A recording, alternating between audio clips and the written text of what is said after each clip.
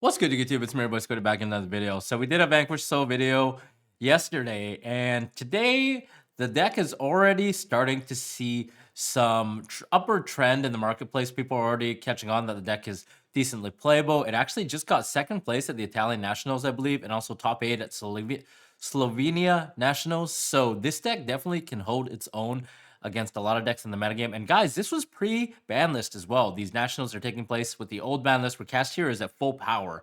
So it's safe to say that the deck definitely has some footing. I would say at the time of this video, I think the buyouts haven't really happened. I know some cards are slowly trickling up in price.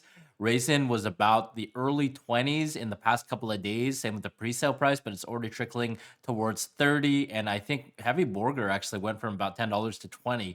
But I don't think it's too late yet. I think these cards have a chance of going up even higher. So if you guys have an opportunity to pick these up, whether that's by buying them directly, the core, or by trading for them, I think it's actually a good time to pick it up now. Caesar Vallis is around $7 ish on TCG Player, and so is Dr. Madlove, is like close to 20, I think. So they're not really cheap, but I think because it's a side set, like we all know that side sets tend to never get reprinted for the longest time, and then they're always worth a lot of money, especially if they're like a tier 1 deck. Like we saw previously in the Pureleys, they went up super high in price as soon as people realized that it was like close to a tier 1 deck, or at least competitively viable. In the past, we've had decks like Necros, where Necros of Bryanak was like $100. I mean, that's a little different because it was a secret rare, but we're just looking at like side set cards and side set decks. They've always been very high priced in the marketplace. So if you guys have an opportunity, if you have some spare budget lying around and you're looking for like a deck that's competitively viable for at least the next format or two, I would definitely recommend picking up this deck. Whether it's a best deck, I don't know, but I think it's definitely up there that it can compete with tier 1 decks. I could definitely see this deck winning a major event. It has all the tools to do so. It has a bunch of searchers, it has a bunch of starters.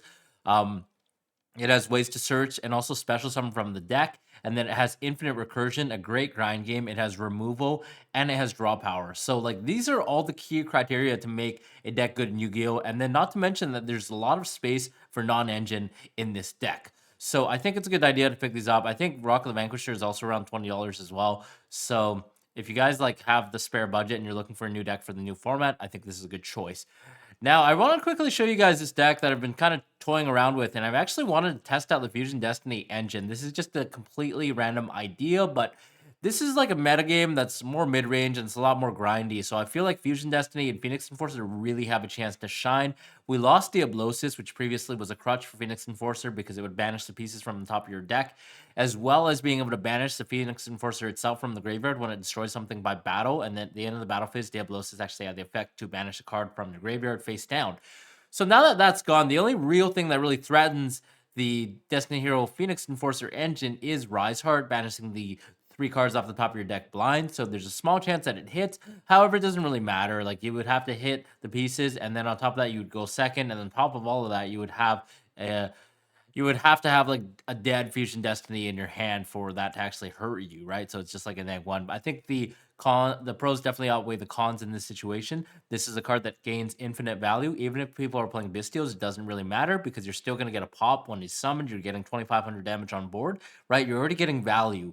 And even if a Bystial gets rid of Phoenix Enforcer, we're going to still have the resolve delayed effect. So we're going to be able to bring back a Celestial and then make a rank 4 play on top of all that. So in my opinion, it's a lot of value. It's really good.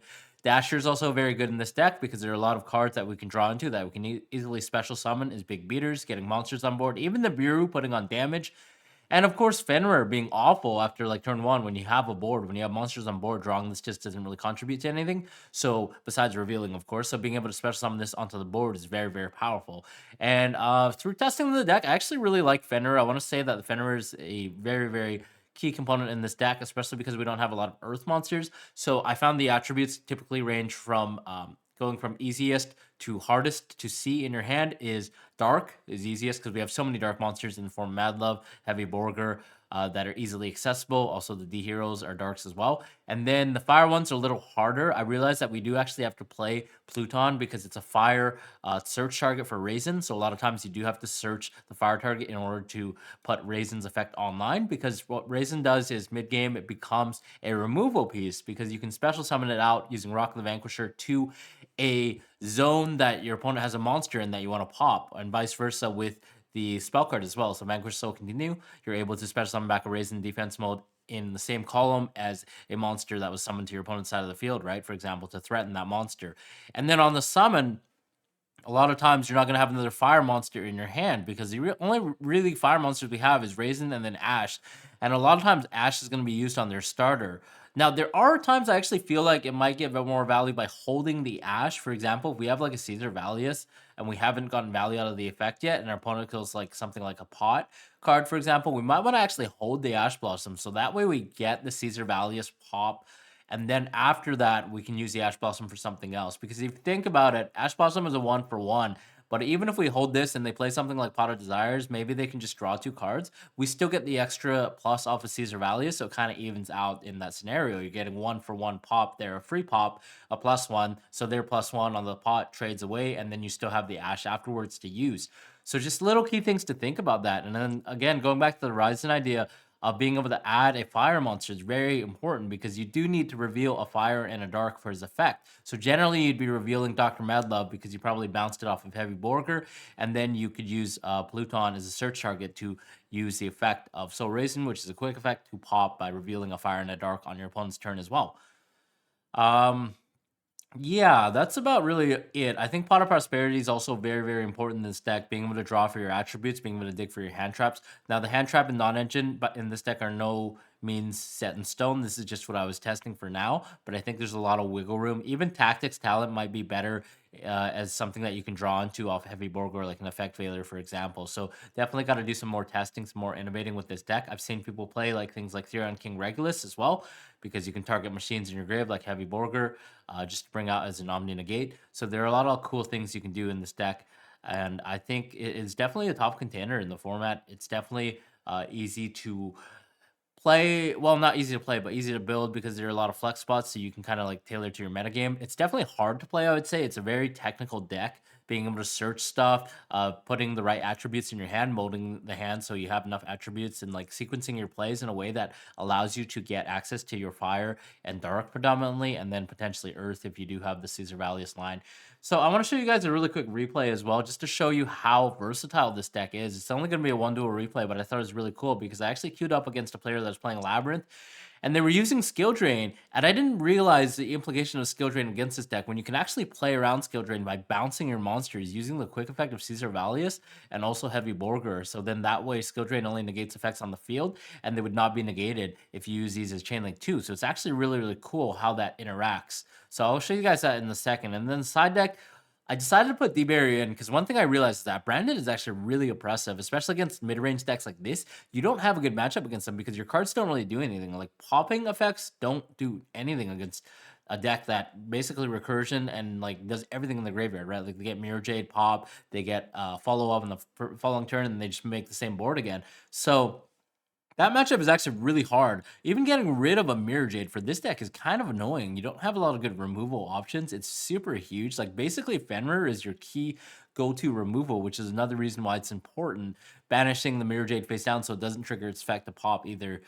For this deck, it's really, really a big struggle. So I realized that you probably do need Dimensional Barrier and to prevent them from playing, period. Because once they start resolving Branded Fusion, you're definitely going to be on the tail end. Even though you have a bunch of cards in hand potentially by grinding, you start to the game starts to slip away because their monsters are just bigger. They put up a huge board, and then everything can restore itself on their end. Okay, let's take a quick look at this replay. I'm going to show you guys. So my opponent went first and set 3 cards, and then he passed. He's going to go Welcome Labyrinth. So here we're obviously going to Ash because we have the Ash. So going to go ahead and Ash, and they're going to chain Big Welcome, which is fine. So they're going to go ahead and special summon out a Lady Labyrinth, which gets bounced to the hand. Surprised they didn't do the other way around, because generally I think some people just use this first, because I think it's actually probably better to have the Welcome Labyrinth resolve, so you can potentially put a different lady on the board or the lady in attack mode, but I guess it doesn't really matter in this case. They're going to summon it out. So now, like, our hand is really good. The thing with this deck is you draw, like, decent good hands. It definitely doesn't break as much as Cascara because you have so many starters, and then on top of that, you have Pot of Prosperity. So I realized that the one card that could probably stop us is just Skill Drain, in my opinion. Like, so we kind of want to play around that. Like, anything else, our hand can basically play around it. We have Fusion Destiny as well to pop, right? So it doesn't even matter if his Lady Labyrinth would set a card. We could just take care of that with Phoenix Enforcers. So I also realized that generally it's probably better to play Pot of Prosperity first in this deck if you're digging for Fenrir, because then you have that way to get Fenrir access. Because the minute you commit a monster to the board, you can't special Fenrir anymore. So here I decided to go for the Fenrir just to put on a lot of damage.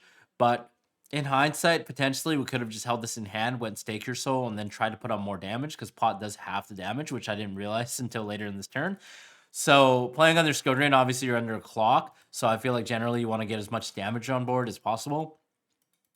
But after playing this game, I realized that the deck is not as resilient to, it's not as weak to Skill Drain as I thought at all. It's very resilient against Skill Drain, in fact. So we're going to just go for Fenrir here, just trying to put a lot of damage on board.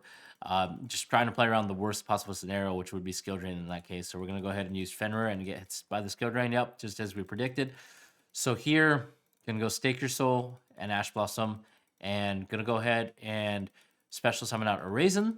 So the nice thing is, again, we have a quick effect bounce, and Skill Drain only negates effects of face of monsters on the field. So you can go Chainlink one Raisin, and then you can Chainlink two Heavy Borger here, which allows you to bring out the Heavy Borger and also search for Raisin. And then I realized another thing is that you can actually loop Caesar Valius and Borger. So if you have another dark monster, you can continuously draw cards until you draw a card out to Skill Drain by using Borger's effect that reveals the cost and chaining Caesar Valius, right, during the main phase. So just cool little things there to think about. And vice versa, if you have Caesar Valius, you can also attempt to pop the Skill Drain by revealing 3 attributes and then chaining the effect of Heavy Borger. Because these guys only have to reveal to activate the effect. They do not need those cards in your hand to resolve the effect, right? So just key things to note there with the quick effect. It's very nice. So obviously the cost there. And then I realized actually, so my opponent wanted to go back there. So we're just going to like rewind a bit.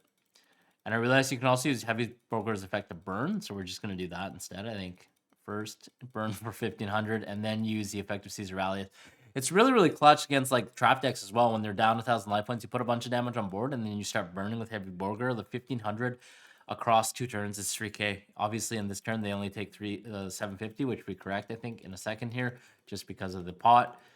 Phoenix Enforcer comes out, and then we can swing over the Lady Labyrinth and start dealing damage onto the board.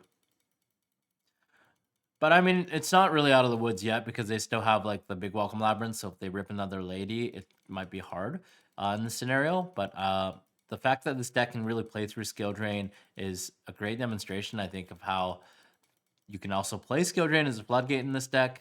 So Phoenix Enforcer is going to come back. It gets popped in the end phase by the effect of Fusion Destiny.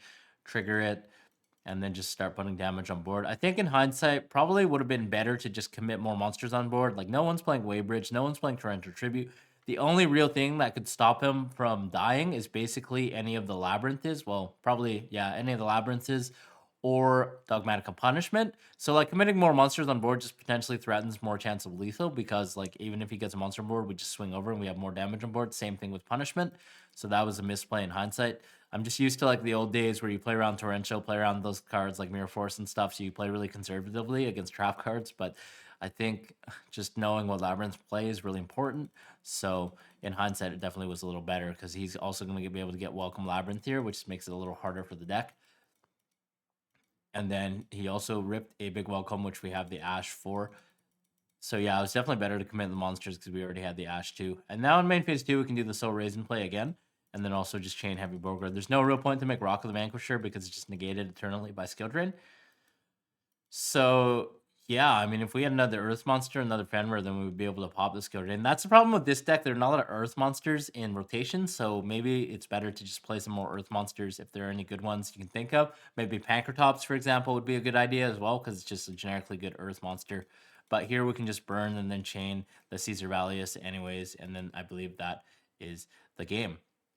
So yeah, I think my opponent actually disconnected in the next game, so there's no point really looking at that. But that's about it for the deck for you guys. Now, if you guys have any ideas, definitely let me know. Again, I think it's a good idea to buy these cards. If you definitely want to consider playing this, you definitely should pick them up probably as soon as possible, ideally by the end of this week, because as more and more events roll out, I think people are going to realize that this deck is competitively viable. It's going to start topping, and then the prices are going to shoot up slowly inch by inch. So yeah, that's about all I had for the video. If you guys have any ideas on how to make this deck on the Fusion Destiny engine, if you guys have any non-engine suggestions or cool plays, definitely let me know. And other than that, I'll see you guys in the next video. Bye-bye.